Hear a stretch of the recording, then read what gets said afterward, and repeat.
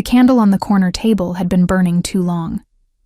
I noticed it the way I noticed most things in the great hall of the Iron Crown Tavern, sideways, quietly, while pretending to look at something else entirely. The wax had melted past the iron holder and was pooling slowly across the wooden surface, white and still, like something trying to escape without being seen. I understood the feeling.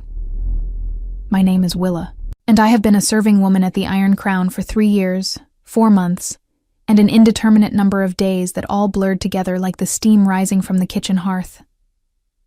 I knew every creak in the floorboards. I knew which tables wobbled and which chairs would collapse under a man of considerable weight. I knew the smell of the place so well I had stopped noticing it. Roasted meat and tallow smoke and the faint, sweet rot of old ale soaked into timber that had never once been properly dried. What I had not known, until that evening, was that the most dangerous man in the kingdom would sit in the chair nearest the fire and order a simple meal of bread and venison stew, as though he were any other traveler passing through the village of Ashcroft on a cold autumn night. But I am getting ahead of myself. The night began the way most nights began. The hall filled slowly as the sun dropped behind the hills. Merchants arrived first, loud, flushed, already half into their second cup, before I had finished lighting the wall sconces. Then the village men came, quieter, settling into corners with the particular exhaustion of those who work with their hands and their backs, and rarely speak of what that costs them. The fire in the great hearth was generous that evening, throwing long orange shapes across the stone floor, and for a moment, the tavern almost felt warm. Safe, even. I moved between tables with the practiced invisibility of someone who had learned, early and painfully, that being noticed was rarely a good thing. My dark hair was pinned back severely, more function than style. My dress was plain wool, deep brown, with an apron that had been washed so many times the fabric had gone soft as old linen. I was not remarkable. I had spent years ensuring that. Willa. The voice came from behind the serving counter. Holt, the tavern keeper, a broad man with a face like a cliff and a disposition to match. He jerked his chin toward the far end of the hall. Table in the alcove, just arrived. See to them. I followed his gaze and felt something shift in my chest, though I could not yet name it. There were 4 of them seated in the alcove, the most private section of the tavern, half-curtained and set slightly apart from the main hall. 3 of the men were large in the way that warriors are large, not merely tall, but solid, as though they had been built rather than born. They wore traveling cloaks, dusty from the road, and their eyes moved constantly, scanning the room in the practiced way of men trained to spot exits and threats simultaneously. They were betas, I realized, elite ones, by the look of their bearing. The 4th man sat with his back to the wall. He was not the largest of the group, though he was certainly not small. What set him apart was something harder to define. A quality of stillness, perhaps, in the way that the center of a great storm is still. He had dark hair, slightly longer than was fashionable for a man of rank, and eyes that caught the firelight and held it, amber gold, like embers that had not yet decided whether to fade or flare. His jaw was set, his posture unhurried, and yet every single man in that alcove was oriented toward him in the unconscious way that planets orient toward a sun. I had never seen King Adrian of Valdenmore in person, but I knew his face from the royal decree parchments nailed to the village notice board, and from the coins that passed through my hands daily, stamped with his profile. The realization moved through me slowly, then all at once, cold and electric, like stepping into a winter stream. The Alpha King was sitting in my section. I straightened my spine and walked toward them. "My lords," I said, keeping my voice level, my eyes appropriately lowered. "Welcome to the Iron Crown. What may I bring you this evening?" One of the beta guards, broad-shouldered, with a scar cutting diagonally across his chin, looked at me the way men like him often looked at serving women, as though I were part of the furniture, useful but unremarkable. "Bread," Stew. Whatever passes for wine in this village. And for your companion? I asked, because I had been trained to ask, and because something in me needed to know if he would speak. A pause. Brief, but perceptible. The same, said King Adrian, and his voice was low and even, the kind of voice that did not need to be raised to fill a room. I nodded and retreated. In the kitchen, I stood for a moment with my back against the stone wall, breathing carefully. My hands were steady. I had learned to make them steady. But my mind was doing something I could not quite control, cataloging details, the way it always did when something felt wrong, and something felt wrong. It was not the king's presence, exactly. It was the way his men kept looking at the door. It was the way the scar-chinned beta had leaned slightly toward the one beside him and murmured something too quietly for me to catch. It was the way the second man, younger, copper-haired, with the anxious eyes of someone carrying information he wished he did not have, had glanced twice at a particular table near the tavern's side entrance. That table held two men I recognized. Not personally, but I had seen their type before, in the years before I came to Ashcroft, in a life I did not speak of. They wore merchant's clothes, but they sat without eating. Their hands stayed beneath the table, and one of them had been watching the king's alcove since before the royal party arrived. They had been here first. They had been waiting. I moved through the kitchen with deliberate calm, ladling stew, slicing bread, pouring the tavern's better wine into a clay jug.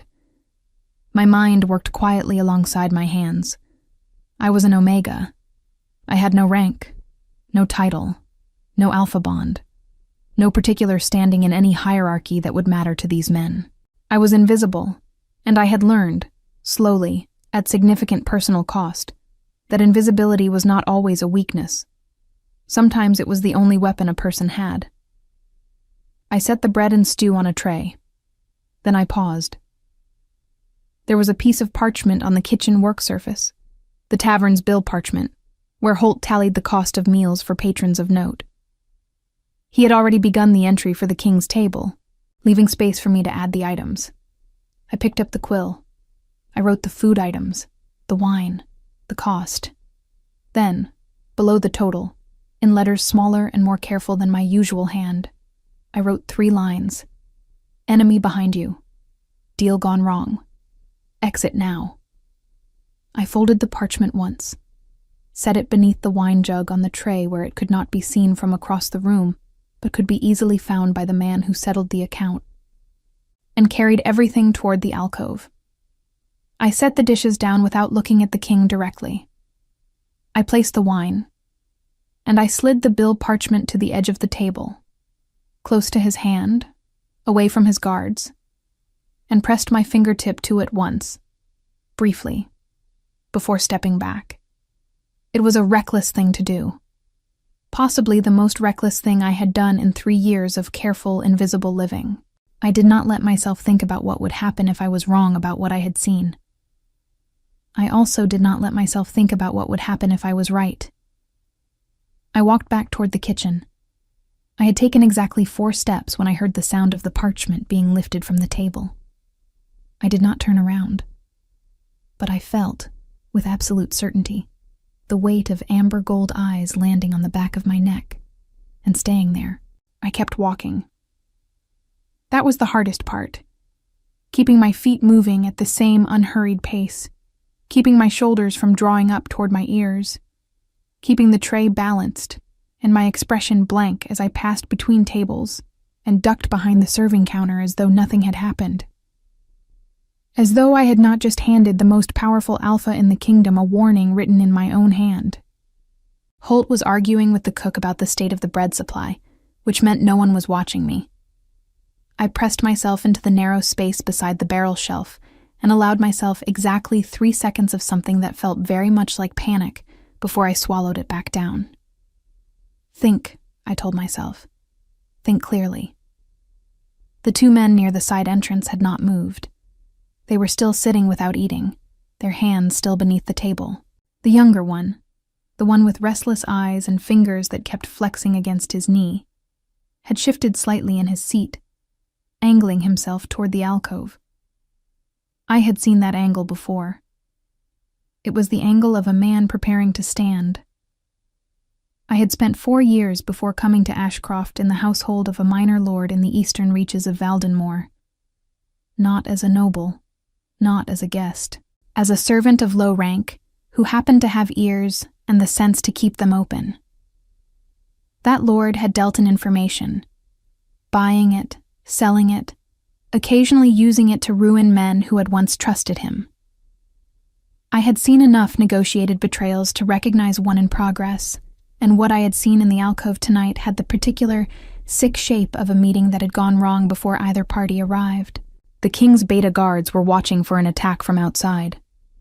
They were not watching the side door. They didn't know.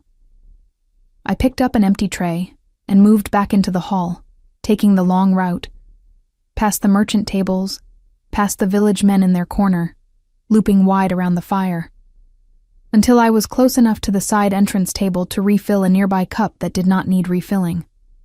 Up close, the two men were worse than I had thought. The older one was perhaps 50, with a gray beard cropped close and the kind of flat, patient eyes that belong to men who have decided things in advance.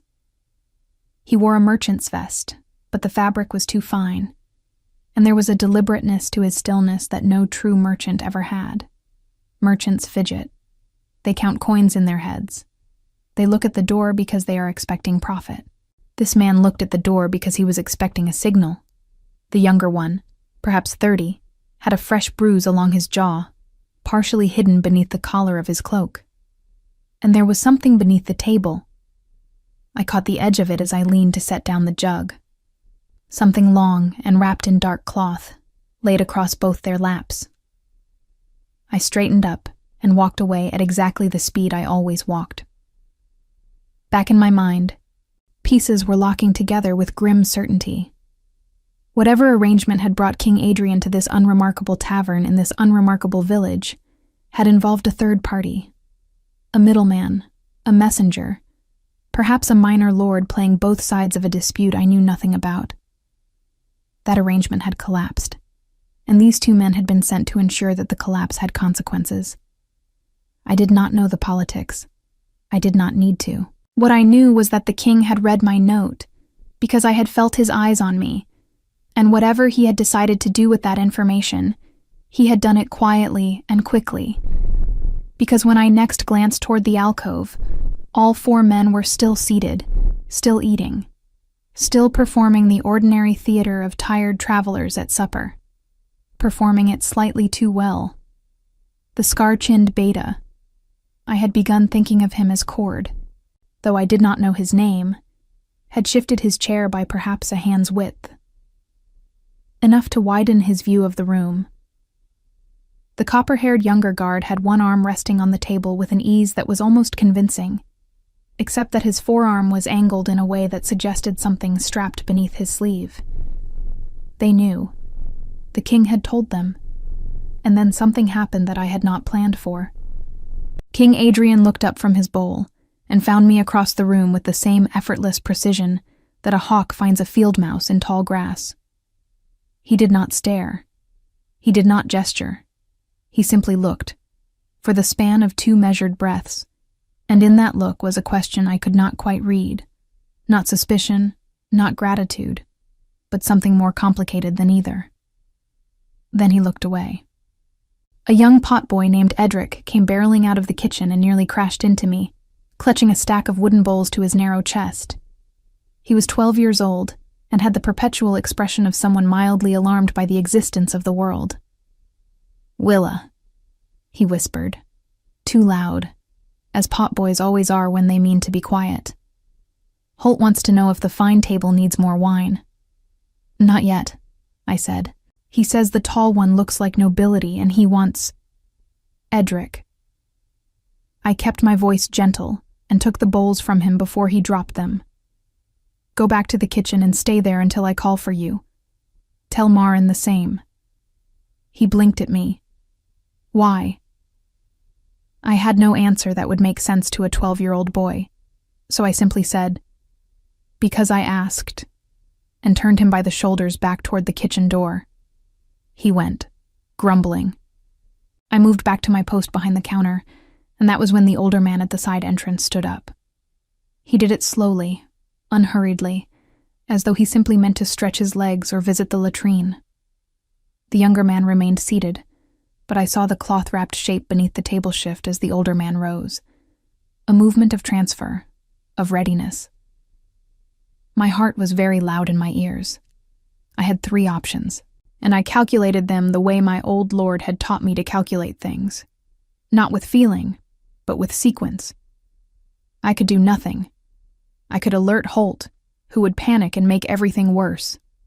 Or I could do the one thing that no one in this room would expect from a serving woman of no rank and no alpha bond. I picked up a full jug of wine, the large one, ceramic, heavy enough to matter, and I walked directly toward the older man. "My lord," I said, stepping into his path with the smooth confidence of someone who had every right to be exactly where she was. "Your companion's cup has gone empty. Allow me." He stopped. He looked at me with those flat, patient eyes, and I saw the calculation happening behind them, the brief assessment of whether I was obstacle or irrelevance. I smiled at him with all the professional warmth of a woman who had been invisible for years and had learned to weaponize it. "The wine is the tavern's best," I added, already moving past him toward the younger man's table, putting myself between the older man and the alcove. "Brought up from Holt's private stores. He reserves it for guests of distinction." The younger man looked up at me with startled, reddened eyes, and I set the jug down in front of him and leaned just slightly forward, lowering my voice to barely above a murmur. "Whatever you were paid," I said, "it isn't enough for what comes next. The men at that table have already been warned. Your friend is standing in front of 3 soldiers who have been watching him for the past 4 minutes. He went very still.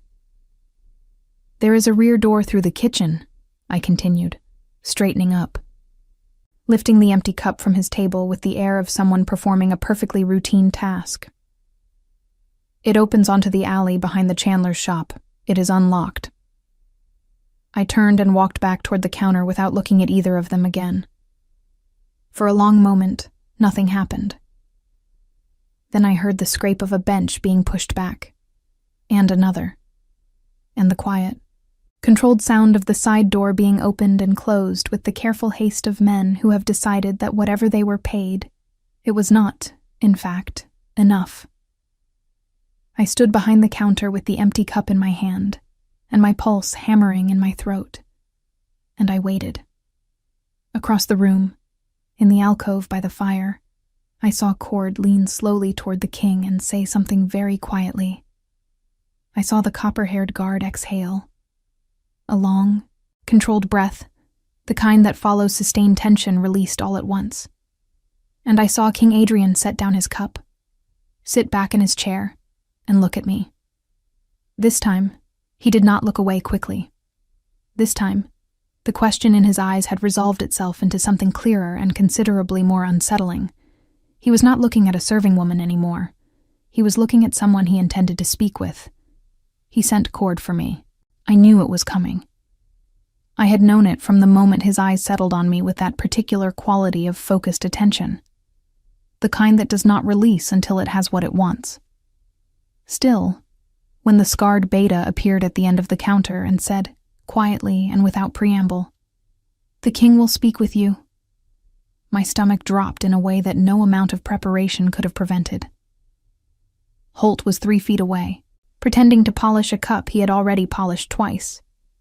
I could feel his awareness of the conversation like heat from an open oven door. "Of course," I said, and untied my apron with hands that I forced to move slowly. Cord led me to the alcove without speaking. He was the sort of man who communicated primarily through posture, and his posture said clearly and without hostility that he was not certain what to make of me, but that he was reserving judgment with professional discipline. I appreciated that more than I could say. The copper-haired guard, I would learn later his name was Bastian, the youngest of the king's personal guard, 24 years old and still slightly too earnest for the work he had been called to, moved to the outer edge of the alcove as I approached, giving me space while simultaneously ensuring there was no direction I could leave without passing him. Subtle, well-trained. The fourth guard, a quiet man with deep brown skin and watchful dark eyes who had not spoken once the entire evening, remained precisely where he had been all night, which told me he was the one they actually relied on in moments of uncertainty. His name, I would eventually learn, was Ren. He looked at me with an expression of calm, professional curiosity that reminded me oddly of a scholar assessing an unfamiliar text. And then, there was the king. King Adrian of Valdenmoor was up close, somewhat different from the profile on the coins. The coins showed a clean, formal severity. Strong jaw, straight nose, the composed expression of authority rendered in stamped metal. In person, there were lines around his eyes that the coins did not show, and a weariness in the set of his shoulders that he carried with the practiced ease of a man who had long since stopped expecting anyone to notice it. He was perhaps 32, 33. Not old, but not young in the way that Bastian was young. Unweathered, still forming. Adrian had been formed by something, and whatever it was had left its marks in the particular stillness of a man who had learned not to show what moved him. He gestured to the chair across from him. I sat. For a moment, neither of us spoke. The fire crackled in the great hearth. From the kitchen came the distant, muffled sound of Marin, the cook, arguing with herself about something, as she often did. The hall had thinned considerably in the past quarter hour, the village men drifting home to their families, the merchants settling into their cups for the long evening. "You wrote the note," he said. It was not a question. "Yes, my lord." "How did you know?" I considered how much to say, and decided that honesty, at this point, was considerably less dangerous than evasion. "The men at the side table arrived before your party. They were not eating. One of them had a bruise consistent with a recent disagreement, and the other watched the entrance with the patience of someone awaiting a predetermined moment rather than an expected guest." I paused, and there was something beneath their table wrapped in cloth, long and narrow. A brief silence. "You have training," he said, not accusatory, observational. "I have experience," I said carefully, "of a different kind." Cord, standing at the edge of the alcove, shifted his weight almost imperceptibly. Ren's expression did not change, but I had the sense of his attention sharpening. "Tell me your name," the king said. "Willa, my lord, I serve here." "How long?" 3 years and some months." He studied me with those ember gold eyes, and I made myself hold the gaze because looking away would have felt like retreat, and I had retreated enough in my life to know the particular cost of doing it when it was not necessary. "Before this tavern," he said, "where were you?" And there it was. The question I had been answering around for 3 years, deflecting with small truths and large omissions. I had left the household of Lord Fenwick of Eastmere under circumstances that Lord Fenwick would have described one way, and I would have described quite differently, and the distance between those two descriptions was the reason I had come to Ashcroft and asked Holt for work, and spent 3 years being carefully, deliberately unremarkable. "I was in service to a household in the eastern reaches," I said. "I left that position." "Voluntarily?"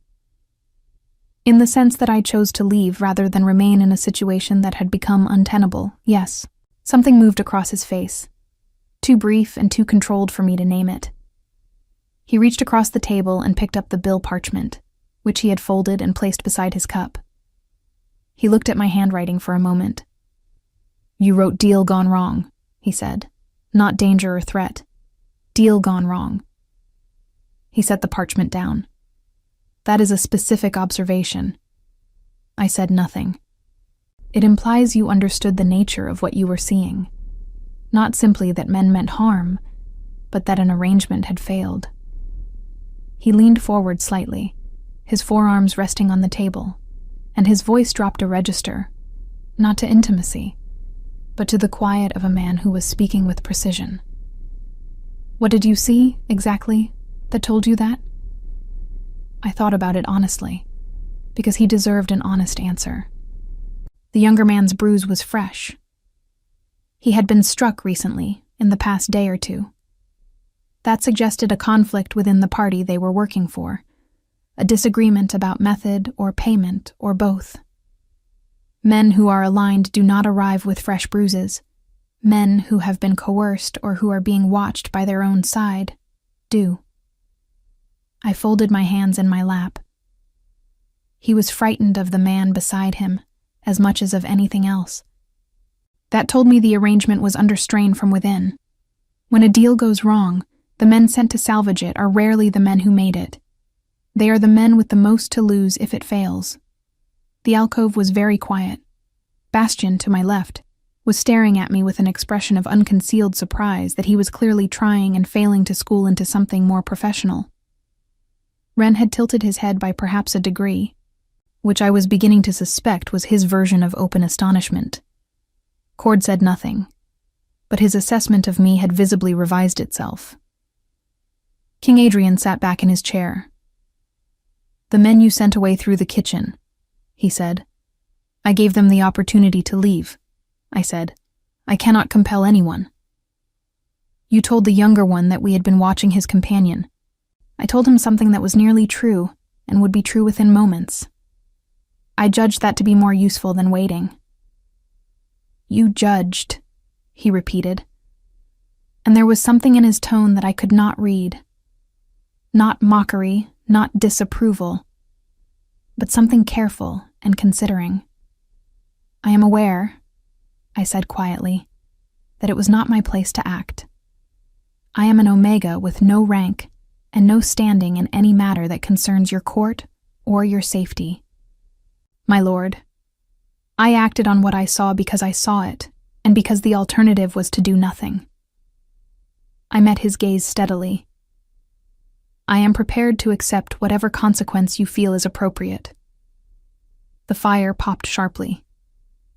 Outside, the autumn wind pressed against the tavern's shuttered windows, rattling them in their frames. King Adrian looked at me for a long time. Then he said something I had not expected.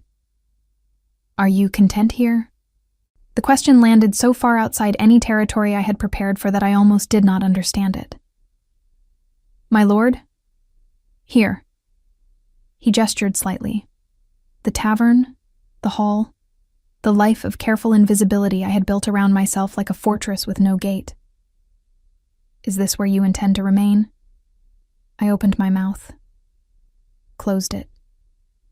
In 3 years, no one had asked me that.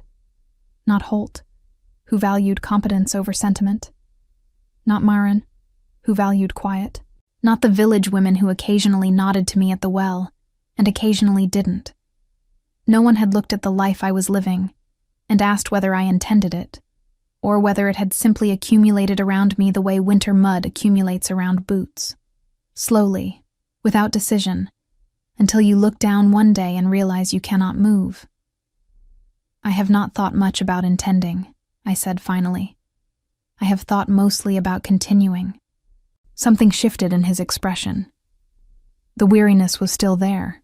It was clearly a permanent resident, but beneath it, something else surfaced briefly. Recognition, perhaps. Or the particular ache of hearing someone else say aloud a thing you have thought privately for years. He reached into the inner fold of his traveling cloak and drew out a small, flat seal, the royal mark of Valdenmoor, pressed into dark wax on a strip of parchment. He set it on the table and slid it toward me. "This is a writ of passage," he said. "It will allow you to travel through any checkpoint in the kingdom without question, and present yourself at the gates of Valdenmoor Castle within a fortnight." He paused. "If you choose to come." I stared at the writ. "Come to do what?" I asked, and my voice was steadier than I had any right to expect. "To think," he said simply, about intending. He stood then, and his men moved with him. Cord, Bastion, Wren, the synchronized efficiency of a unit that had worked together long enough to move as one body. He settled coins on the table, more than was asked, considerably more, and pulled his traveling cloak around his shoulders. At the edge of the alcove, he paused without turning back. "You noticed what 4 trained soldiers did not," he said quietly. "I would know why." And then he walked out of the Iron Crown Tavern into the cold autumn dark, and I sat alone in the alcove with a royal writ in my hands, and the candle still burning on the corner table, dripping white wax onto the wood like something trying very hard to escape. I did not sleep that night. I lay on my narrow cot in the small room above the tavern kitchen, a room barely wide enough for the cot and a wooden chest and a single window that faced the alley. And I stared at the ceiling and listened to the wind work its way through every gap in the eaves. The royal writ was tucked beneath my pillow, not hidden exactly, but close. Holt had not asked me what the king wanted. He was a man of sufficient self-preservation instinct to understand that some questions were better left unasked. But I had seen his eyes tracking me as I came back to the counter that night, and I had seen the careful blankness of his expression that meant he was thinking very hard about something he was choosing not to say. Maren had been less restrained. She had cornered me in the kitchen as I was washing the last cups, her broad hands wrapped around a mug of warm cider, her gray eyebrows arranged into an expression of focused concern. "The tall one," she said. "He spoke to you." "He did. For a long while." "A short while," I said, which was technically true if you measured time by cups washed rather than words exchanged. Maren was 60 years old, and had been cooking in this tavern for 30 of them, and she had the look of a woman who had outlasted every evasion she had ever encountered. She said nothing for a moment, only watched me dry a cup with the thoroughness of someone who needed something to do with their hands. "You're going, aren't you?" she said. Not a question. I set the cup down. "I don't know," I said, which was honest. She made a sound, low considering, and wrapped both hands tighter around her mug. "Lord Fenwick's people came through here 8 months after you arrived," she said, and my hands went still against the cup. "Did you know that?" I turned to look at her. "2 men," she said, "asking after a young woman, dark hair, quiet manner, said to have left the Lord's household without permission." She took a slow sip of her cider. "Holt told them we had no one matching that description. Then he overcharged them for their ale and sent them on their way." I stared at her. "He never told me," I said. "You didn't need the worry." She set her mug down and looked at me with eyes that were sharp and kind in equal measure. "We are not blind, Willa. We simply chose not to see what wasn't our business to see." She patted my hand once, briefly. "Whatever it is that the king has offered you, it is not nothing. To be seen by a man like that." I had thought about those words all through the sleepless night, turning them over the way you turn a stone to see what lives beneath. It is not nothing, to be seen. By the time the gray light of early morning began pressing through my small window, I had made my decision. I was not certain it was the right one, but I had been making safe decisions for 3 years, and they had kept me alive, and small, and still. And I was beginning to understand that survival and living were not always the same thing. I packed what little I had, a change of clothes, my worn leather satchel, the few coins I had saved, and I came downstairs before Holt had risen to find Maren already at the hearth, warming bread. She handed me a cloth-wrapped parcel without a word. Travel food. She had prepared it already. I hugged her, which surprised us both. The road to Valdenmoor Castle took 9 days on foot, and I walked most of it.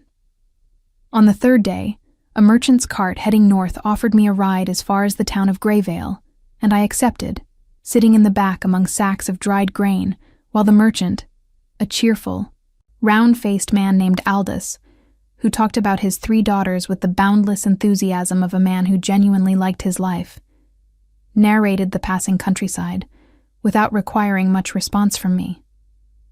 It gave me time to think. Lord Fenwick of Eastmere. I had not spoken that name aloud in 3 years, but in the 9 days of travel it surfaced repeatedly, the way old splinters surface when the skin finally begins to heal around them.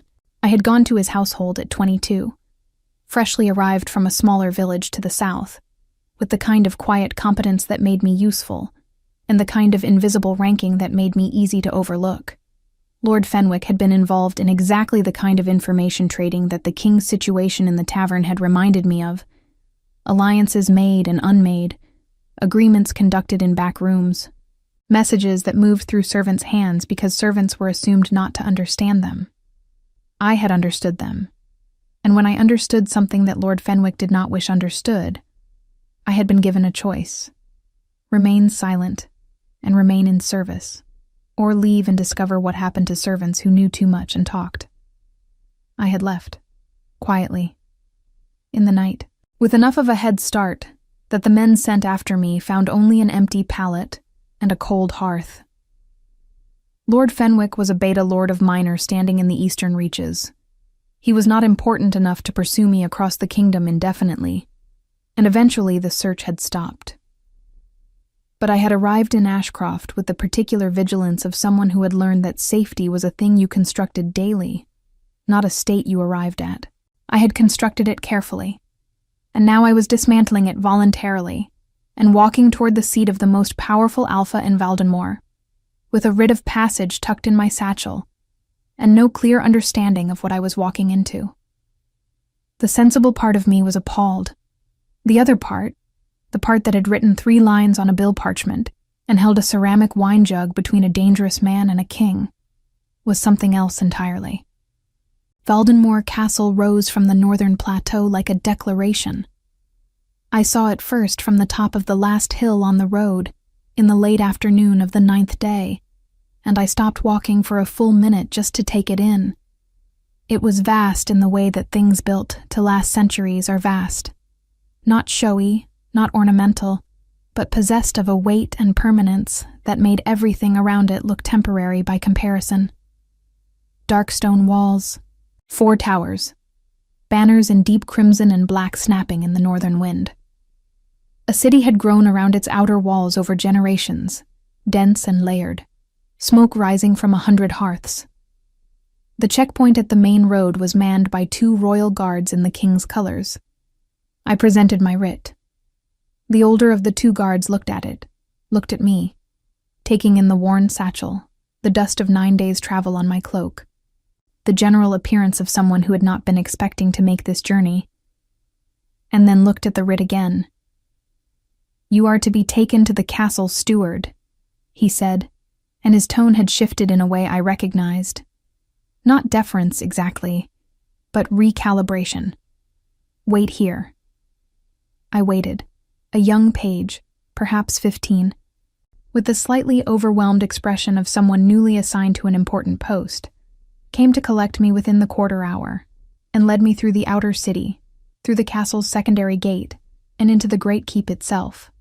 The inside of Valdenmoor Castle was not what I had expected, though I could not have said precisely what I had expected.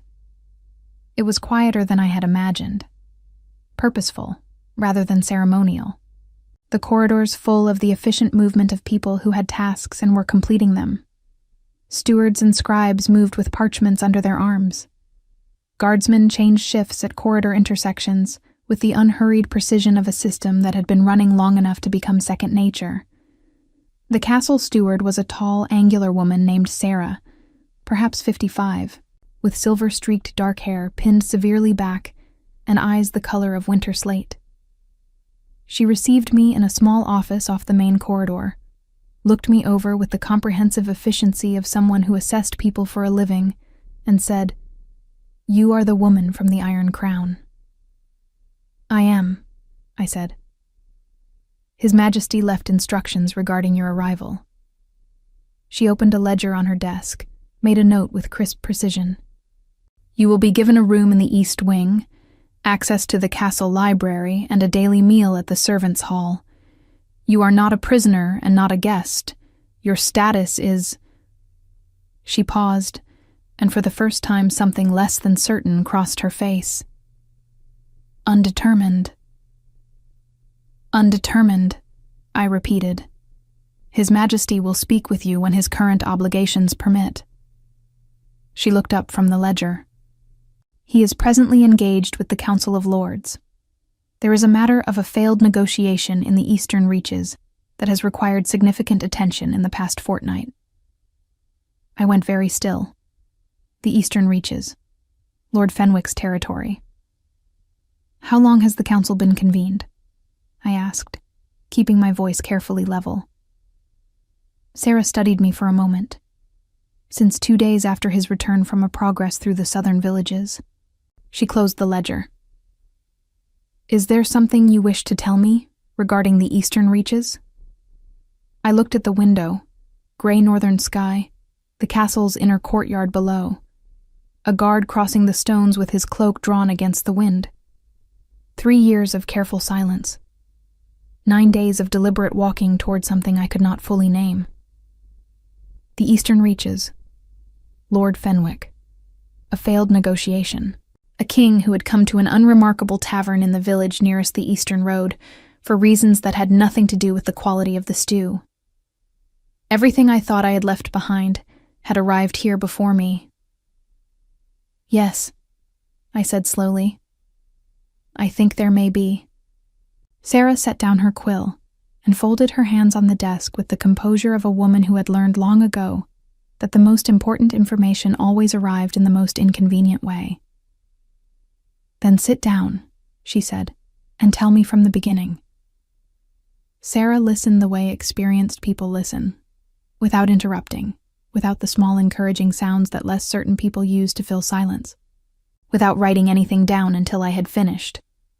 She simply sat with her hands folded and her winter slate eyes on my face, and when I was done she was quiet for a long moment before she reached for her quill. I had told her everything. Lord Fenwick, the information trade, the messages that moved through servants' hands, the specific nature of what I had overheard in my final weeks in his household, a negotiation conducted through intermediaries, a promise of political favor extended to a foreign lord in exchange for something I had understood at the time to be dangerous and understood now, sitting in the steward's office of Valdenmoor Castle, to be considerably more so. Fenwick had been brokering influence on behalf of someone above his station, someone who wanted access to the King's Council without the visibility of direct approach. When I finished, Sarah wrote 3 lines, sealed them with her own mark, and handed the sealed note to the page who had been standing silently by the door. "To Captain Wren," she said. "Immediately." The page was gone before the echo of her words had settled. She looked back at me. "You understand what you have just described."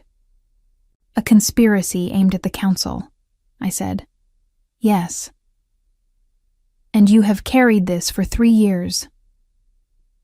"I carried it out of Eastmere, and I buried it in Ashcroft, because I had no standing to bring it anywhere, and no certainty that bringing it would not simply make me a more convenient problem to resolve quietly." I met her gaze. I had seen how Lord Fenwick resolved inconvenient problems. Sarah nodded once, not with sympathy exactly, but with the particular acknowledgement of a woman who understood precisely what I meant and did not require elaboration. "You have standing now," she said. "The King's writ gives you that, for whatever his reasons in issuing it." She stood, smoothing her robe with the decisive movement of someone closing one chapter and beginning the next. "I will have you shown to your room. Eat. Rest. You have walked 9 days, and you are carrying something that has been heavy for considerably longer than that. Tomorrow will require your full clarity." She was right. I knew she was right. And yet sleep, when it came that night in the clean, spare room in the East Wing, a real bed, a real window, a fire that someone had laid and lit without being asked, felt less like rest and more like the particular stillness that comes just before something breaks open. I was brought before the king 3 days later. Not in a great hall, not in the throne room, which I had glimpsed through an open door during my second morning in the castle, and which was every inch as imposing as such a room ought to be. Instead, a steward's assistant, a quiet young woman named Bess, who had taken it upon herself to be intermittently kind to me during those 3 days, led me to a council chamber on the upper floor of the East Tower. A working room, not a ceremonial one. Long table, maps weighted at their corners with iron discs, candles at each end, and pale autumn light coming through 2 narrow windows that faced the northern hills. Cord was there, standing near the door with the same professional stillness I remembered from the tavern. Wren was there, seated at the side of the table with a parchment open before him, and he looked up when I entered with the same calm, measuring attention as before, though something in it had shifted. A new layer of consideration, as though he had been thinking about me in the intervening days and had revised his initial assessment upward. Bastian was there too, standing near the window. He caught my eye when I entered and gave a small, quick nod that managed to communicate both professional acknowledgement and personal relief, the expression of a young man who had apparently decided I was on the correct side of things and was glad to have the matter settled. And Adrian was there, standing at the far end of the table with his back to the door, looking at a map. He turned when I entered, and for a moment we simply looked at each other across the length of the chamber. He looked tired, more tired than he had in the tavern, the weariness more visible in the unguarded setting of a working room versus a public hall. But his eyes were the same, ember gold, direct, carrying that quality of attention that made you feel simultaneously seen and assessed. "Willa," he said, just my name, as though we had spoken many times before. "My lord," I said. He gestured to the chair across from where he stood at the table. I sat. He did not. He moved to the side of the table instead, closer to the map, and stood with his arms crossed and studied me for a moment before speaking. "Sarah relayed what you told her," he said. "Captain Wren has been investigating Lord Fenwick's activities for the past fortnight, since the failed negotiation in the alcove brought certain Eastern lords under scrutiny. What you described has confirmed several pieces of information we had but could not connect." He paused. "The man above Fenwick, the one he was brokering for, has been identified. He is a lord of the northern borderlands who has been attempting to place a voice in the council for 2 years through methods that could not be traced back to him." "Lord Casson," I said, because the name had been in everything I overheard in Eastmere, always spoken quietly and always followed by silence, and I had held it so long it came out of me like something exhaled rather than spoken. Wren made a small sound across the table. He wrote something. Adrian looked at me with an expression I could not entirely read. "You knew the name." "I knew all of it," I said. "I simply had nowhere to bring it." The room was quiet for a moment. Outside the window, a crow called twice from somewhere on the battlements, and the northern wind pressed against the stone walls with the patient insistence of a season that intended to stay. "Lord Casson will be brought before the council," Adrian said. "Fenwick as well. What you have provided, combined with what Wren's investigation has uncovered, is sufficient." He looked at me steadily. "You will be required to give testimony, formally, before the council." I had expected this. I had been expecting it since I sat down across from Sarah 3 days ago.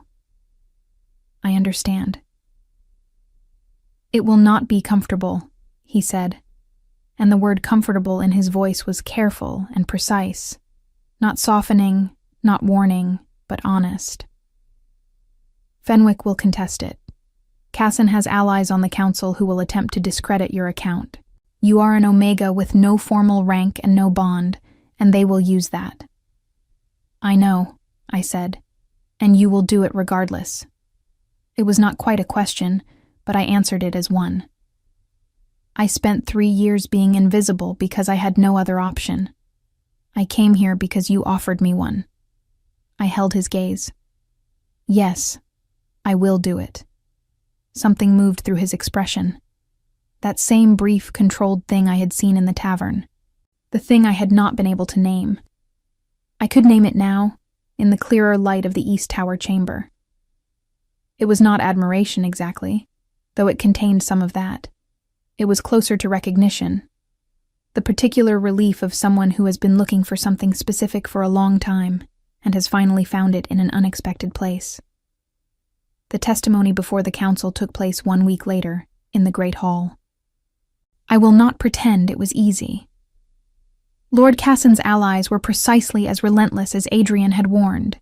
3 lords of considerable rank who questioned my memory, my character, my standing, my motives, and the reliability of an Omega's word against that of a Beta Lord with 30 years of service to the crown.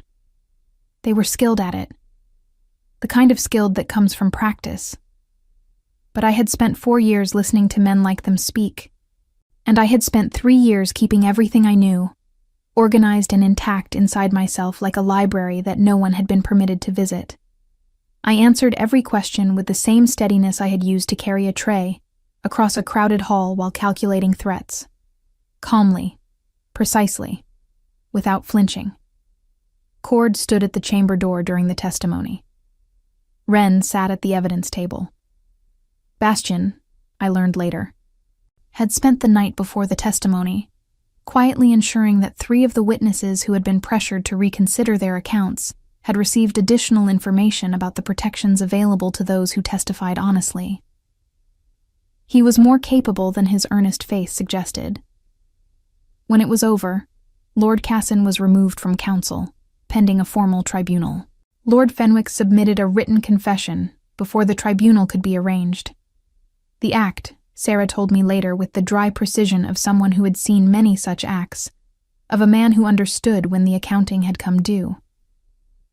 3 weeks after the testimony, on a morning when the first frost had arrived overnight and left the castle courtyard glittering under a low white sun, Adrian found me in the library.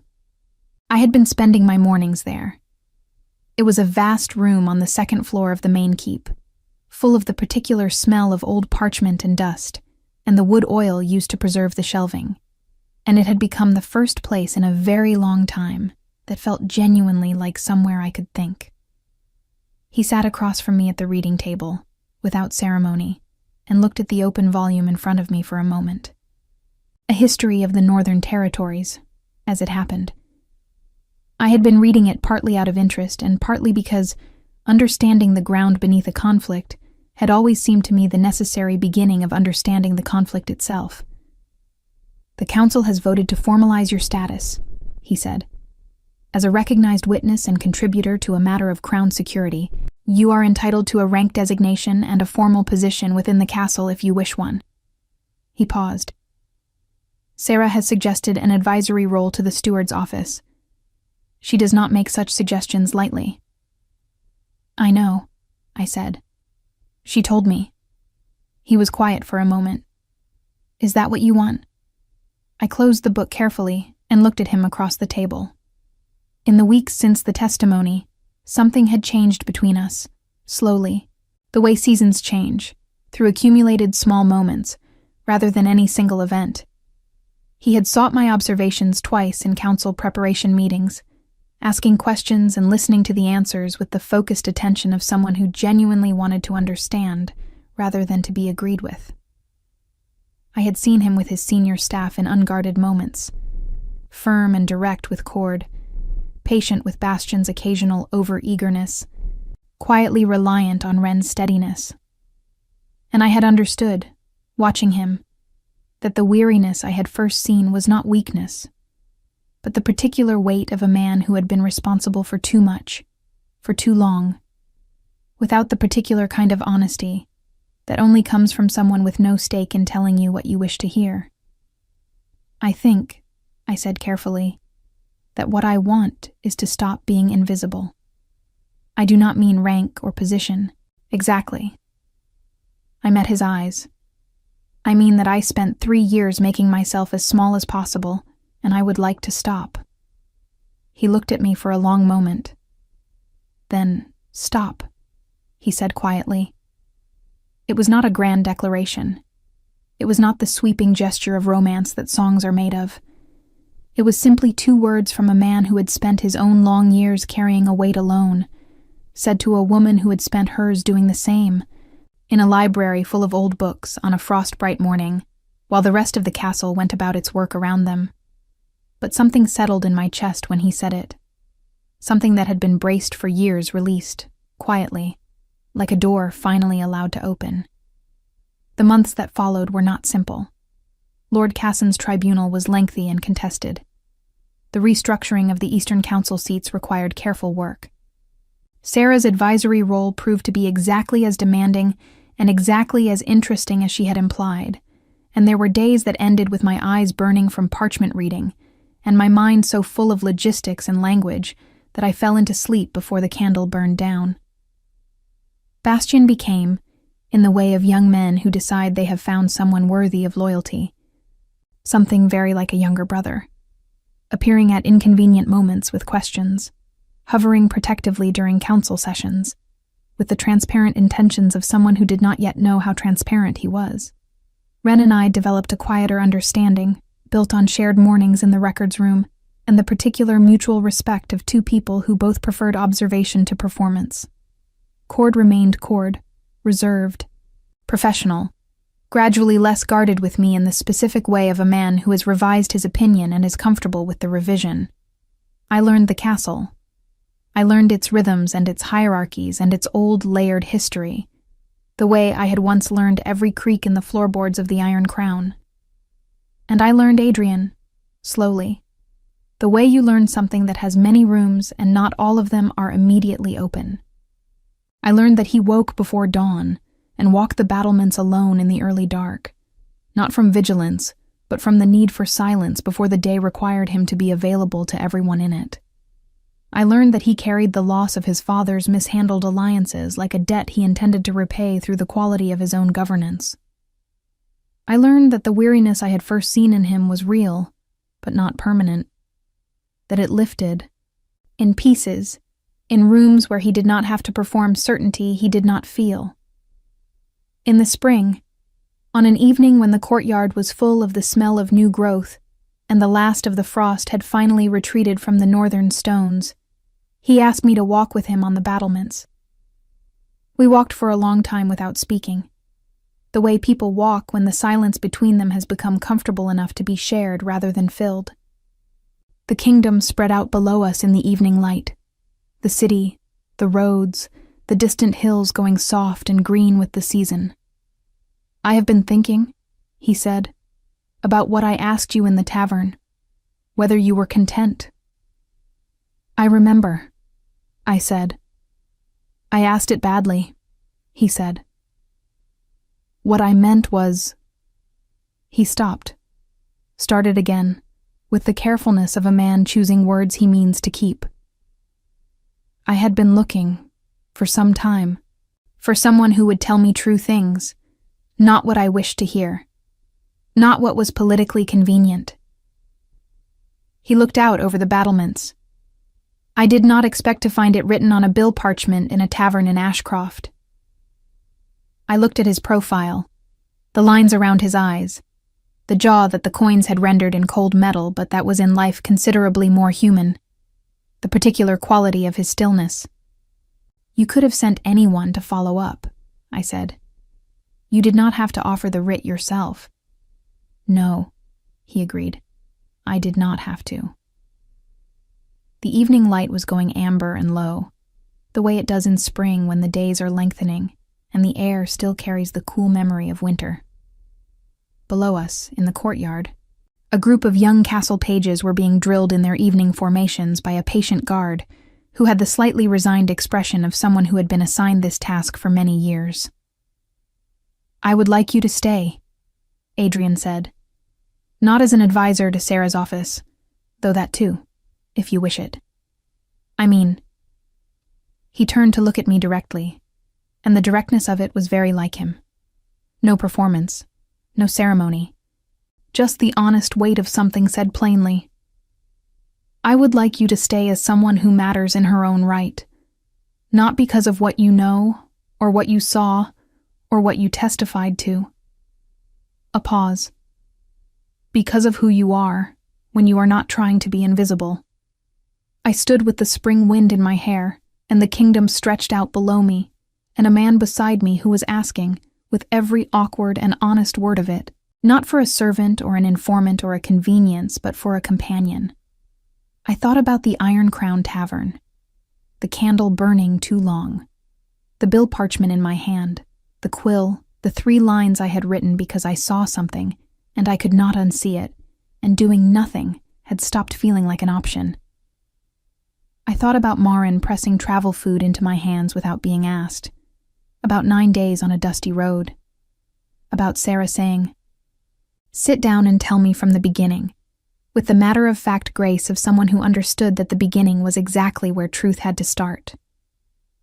I thought about 3 years of being small, and the decision, made on a sleepless night with a royal writ beneath my pillow, that small was no longer something I was willing to be. "Yes," I said, "I will stay." We were married in the autumn, when the hills around Valdenmoor had gone red and gold, and the courtyard was thick with fallen leaves that the pages swept each morning, and the wind replaced each afternoon. It was not a grand ceremony in the manner of royal marriages in old songs, though it was formal and witnessed, and every tradition of the kingdom was properly observed. What made it what it was smaller than ceremony. The way he held my hand through the vows, with a steadiness that said he had decided and was not uncertain, and the way I held his back with the same. Cord stood at the door of the great hall with the straight-backed composure of a man who had adapted to many things in his career and had apparently decided that this was among the more reasonable developments. Bastian wept with the transparent enthusiasm of someone who had been emotionally invested in the outcome for months and was relieved to have been correct. Wren, when I caught his eye across the hall, gave me the small nod that I had come to understand was his version of profound approval. Sarah, seated in the front row with her silver-streaked hair pinned as severely as ever, watched the ceremony with an expression that was not quite a smile, but was the precise thing that lives just beside one. What I know now, that I did not know then, is this. The 3 lines I wrote on that bill parchment were not an act of courage, or rather, they were not only that. They were an act of someone who had spent so long being invisible that she had forgotten invisibility was a choice, not a condition. I had chosen it, in Eastmere, because it kept me safe. And it had. And then it had kept me something else. Not safe, exactly, but suspended. A person waiting for her own life to begin. The parchment was the moment I stopped waiting. Valdenmoor Castle became my home in the way that real homes are built, not found, but constructed, slowly, out of shared mornings and honest conversations, and the accumulated small knowledge of another person's particular way of being in the world. Adrian never stopped being the man who walked the battlements alone before dawn, but he was no longer always alone when he did. I never stopped noticing the things that others overlooked, but I was no longer required to notice them in silence and secrecy and fear. Cord retired from active guard duty 2 years later and was given a post in the castle administration that suited his particular gifts precisely. Bastian was promoted, earned it entirely on his own merits, and remained exactly as earnest as he had always been, which I had come to understand was not a flaw, but a form of integrity. Wren became head of castle intelligence, a role he inhabited so naturally that everyone agreed, in hindsight, that he had always been doing it regardless of the title. Sarah remained exactly as she was, which was, in every way, exactly right. And I remained too. Not invisible, not small, not suspended in the careful architecture of a life built entirely around not being found. I remained as someone who had written 3 lines on a piece of parchment in a cold autumn tavern and had been, at last, entirely seen. The candle that had been burning too long in the Iron Crown eventually burned itself out. But by then, I had found something that did not require a flame to stay lit, and it burned steadily, warmly, and without end.